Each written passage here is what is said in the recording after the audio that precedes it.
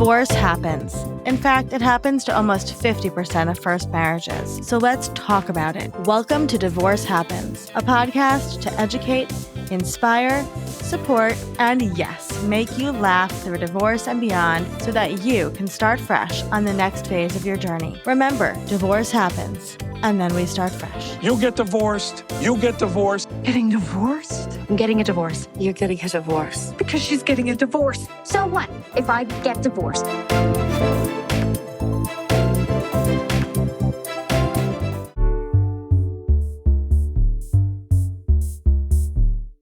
Hello, hello, hello. Welcome back to Divorce Happens, the podcast where we support you before, during, and after divorce with education, inspiration, and a little bit of laughter because, as we know, divorce happens and then you start fresh. And we're here with a very important topic today and one of our amazing Fresh Starts experts, Lindsey. Lindsey, can you tell us who you are and what you do? Sure. Hello, Olivia. My name is Lindsey Mahanna. I'm a professional organizer. I'm based in Morris County, New Jersey, about an hour from New York City. And I love helping folks create order in their lives by organizing their physical spaces and creating systems to support their unique needs. I work with clients in person and also virtually. Well, I'm very excited to chat with you today because it is no surprise that when you go through a divorce, you will end up, when you have kids, with two homes that you need to really manage and take care of. And though it may be wild to think about, right, as like maybe a co-parent in one home, you still kind of have to know what's going on in the other home and, get those kids organized and the families organized. And that is incredibly overwhelming. So I'm very happy and excited to talk to you today. What can we do, Lindsey, when it comes to just this like chaos of divorce and multiple homes and kids all over the place? Yes, of course. So I would say we're going to start by talking about calendars, right? Okay. Let's know where people are and when. It's a novel idea. Especially right, especially for the children. So everyone has different types of calendar systems. And I'd say no matter what type of system the mom is using or the parent, we want to have something that's really visual for the children. And so there's a whole wide variety. There's no right answer for that. In my house, it's a whiteboard calendar on the wall in the kitchen. It could be something printed from a digital calendar that you hang on the fridge, or it could be a fancy skylight calendar. They're all the rage right now, but they are very expensive.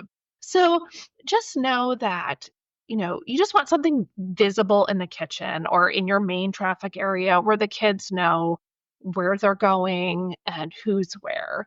I do mine color coded. So each person in my family has a different dry erase marker and we mark who's where and when. Yeah. So I think this is just a great tool because it also grounds the children to the space a little bit. They know they can walk in, they're going to see this calendar. It's nice to actually talk through it as a family together as well. So in my house, this is Sunday night at dinner. We look at the upcoming week, and my kids even ask for it if I forget. Oh, are we going to talk about the schedule this week? So we sit down, and maybe in your house, if your kids aren't there, if they're with their other parent, maybe it's a different night. But you sit down and you look at the week ahead. Right. You can decide how much detail you want of the adult life in there, but you definitely want kind of like if a parent is traveling, where a kid is sleeping that night. Yeah. Even if it's the same every single week, kids really like to see the schedule. Even if they know every Wednesday night I have dinner at Dad's, write it down. Yeah. Because there always are exceptions, especially around this time of year with holidays and the schedules may change. So I'd say start with the calendar, talk to your kids about it, give them some ownership. As they get older, you may want to share digital calendar. This is also a little bit kind of like adulting 101 for your kids at the same time, right? So then you want to look into Google Family Calendar, Cozy Family Organizer. That's a favorite of mine. But you still want something visual for the family. Now, if you have a child that's neurodiverse, having this sense of order can be even more important. A lot of times, neurodiverse kids they think they can track everything in their head. They kind of can actually push back about writing things down. So they need it sometimes even more than they think they do. Yeah. So again, starting with the calendar when you have kids who are moving between houses. And then if it's a blended family and there's bonus kids, that can add sometimes a little more chaos at first. So again, just the more visual order you can give to them. I love that, Lindsay. I love that so much because when you go through a divorce, you lack structure, right? And you kind of have to rebuild that structure from the ground up.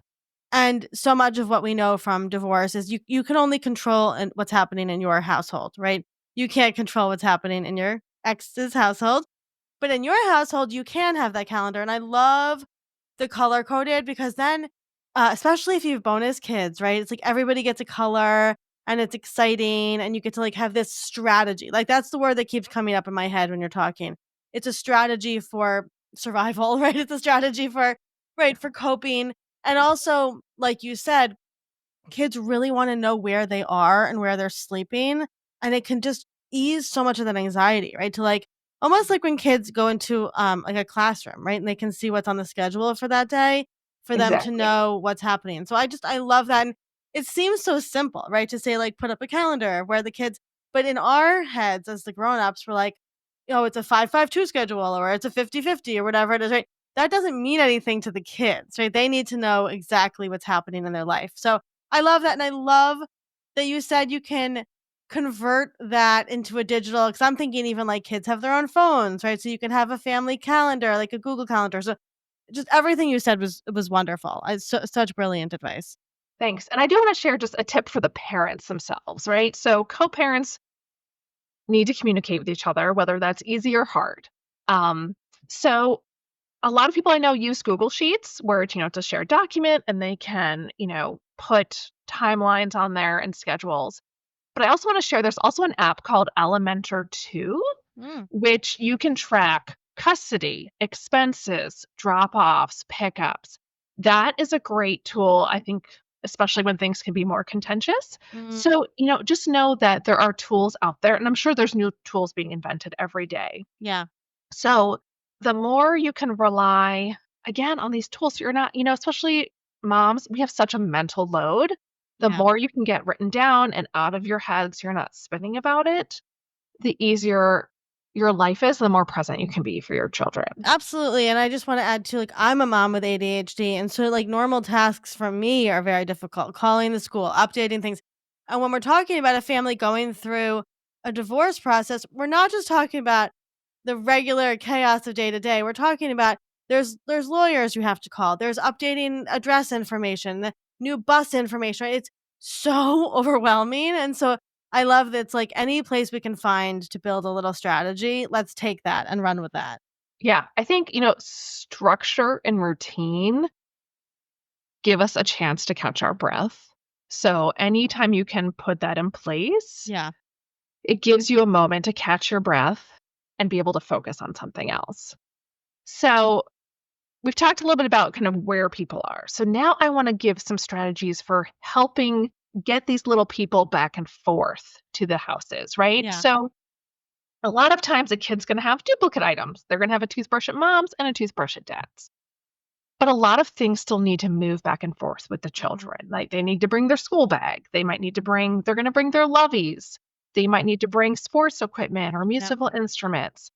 And this is a lot to track. And especially in the beginning, this can be a very emotional time for the kids in general. And they're not thinking, oh, I need to remember to bring my flute with me. So this is again where if you can put a little structure in place. And again, it can be just a checklist. It could be something you can print out every week and kids can check off Yeah. that, what do they need to bring? Help them remember. It also helps mom remember as well. It's something, Mhm. it can be a template you reuse and there's a Yep. space to add new things. Yeah, I love that. Again, any way that we can make it easier for people, right? And I think we still don't give families enough grace when it comes to this transitional time. And the transitional time can last 15 years, let's be honest, right? Because when you're talking about the management of moving children back and forth from a house to a house, that needs to be like a project management. I mean, that's like you really got to know what's going on. So I love that idea of like building out those checklists, and that's something that you could probably help clients with, I assume. Oh yeah, absolutely. Absolutely. And then the other piece that makes it easier is having an organized home, right? And this doesn't mean it's picture perfect. Don't get sucked into this social media picture. Organized just means everything has a home. It has a place to live. Yeah. Now, if you've stayed in the marital home, that may seem easy, like the backpacks have always lived here. But a lot of times with divorce, both parents are starting over in a new space. Yeah. And so it's a restart of where are things going to live, because Right. that child can more easily remember their items and find them for packing if they know where their items live. So I say make things easy and make them visual. You Mm, know, labels, big baskets, even zones. It yeah. doesn't always have to be, this is the perfect container for this item. Can we just have a zone? Like, this is the after school Right. zone. This is where I'm going to drop my shoes and my Right. sports equipment and all of Right. that. So, Yeah. a mom can be still, this transition is hard on everyone. So, Yeah. you really want to focus on easy solutions. And this is where someone like me can Yeah. help, and you're not getting sucked into, I need it to be perfect. Yeah, and I'm just thinking as you're talking, the importance of working with someone like you to give people permission to not have the perfect, visually styled household, but the how do I say this? Not having screaming fights in the morning about where your shoes are outweighs having maybe a visually perfect household, right? Like, so setting up a zone that may be a little messy, right? And have shoes all over the place, but you know that the shoes go there, that is more important than maybe having a beautifully styled, right, shoe rack, but nobody uses it, and then everybody's yelling at each other in the morning before the bus, right? So there's like a balance that you have to have. Yeah, and I think sometimes people have the misconception that organizers are just there to make your picture perfect pantry, but a lot of organizers do have this skill of working with someone who struggles a little bit more with organization and can help Yeah, you find that functional answer that is easy and works within your budget. There are yeah, a lot of us who, like, I specifically specialize in helping neurodiverse families, and I have that background of what are some solutions that, yes, maybe we're not going to post to Pinterest, but they work for your family. right. So we want to get function over form a little bit. And ideally, the balance of both. It looks pleasant and also can work for everyone to find their items. Absolutely. Yeah, and I just love this. I mean, I've worked with organizers in the past, and when you work with somebody like you who gets to know your family and the way that your brain thinks, it really can change the structure of how you live your life. And I think that people don't realize that. Like you said, you're not just coming in to make the cans look pretty on the pantry, but you're coming in to help them live their life in a more efficient way. So, all the things we talked about today, Lindsay, are these all things you can help people with, and how do you work with clients? Yeah, absolutely. So, obviously, if you live near me, I can come to your house in northern New Jersey and help you in person. If you're further away, I have virtual organizing sessions, or I can also help you find an in person near you. I also offer body doubling sessions, which, if you're unfamiliar, body doubling is when you just work alongside someone. It's kind of like having an accountability partner. So, let's Yeah. say you're struggling with folding your laundry and you just have trouble initiating, you would just get on a Zoom call with me and we would both work on a project alongside of one another and just help keep each other accountable. And that is super inexpensive and affordable. And it just helps someone, especially someone neurodiverse who has trouble with these tasks that are not fun and really mundane. It helps them just tackle it and feel like they have, like, a friend on the other side of the computer that can just help Mhm. keep them accountable. So those are some ways. Follow me on social media. I share lots of tips. Um, and definitely, I'm always also just happy to have a phone call with someone and just help give them some strategies to try. Yeah, I would say if you're listening to this and you're going through divorce, give Lindsay a call just so she can help set you up for success, no matter where you are, with those checklists, with the strategies, with the calendar, and all that stuff. Because it's about so much more than the stuff, right? It's not really about the stuff. It's about the strategies for living this life that we ultimately really want to live with peace and harmony and not screaming at our kids in the morning. And of course, you can find Lindsay at Fresh Starts Registry in the Expert Guide. Lindsay, if somebody's listening to this and they're going through a divorce or considering a divorce, what would be some words of encouragement that you could leave them with? The first thing I'd say is be gentle with yourself. Divorce you're grieving. You're grieving a future that you thought you were gonna have. Yeah. And grief, we don't know how it's gonna hit us, and it can be years of grief, and the grief, depending on what type of marriage and what type of divorce you've gone through, Yeah. is different for every single person. So I say be gentle with yourself, one thing at a time, one small step, um, and do the best you can. You're doing a great job. Oh, I love that. And get the support you need with people like Yeah. Lindsay. Home organizers are so important, especially for grown-ups that have a hard time processing how to be a grown-up. So I very much understand. Lindsay, this was really invaluable. Thank you so much for being here. It was great. Thanks so much.